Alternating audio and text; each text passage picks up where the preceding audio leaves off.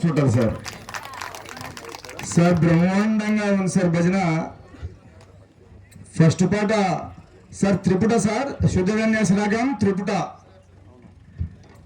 రెండవ పాట కండచాపు, దేవమాం పాహిమాం కానడ,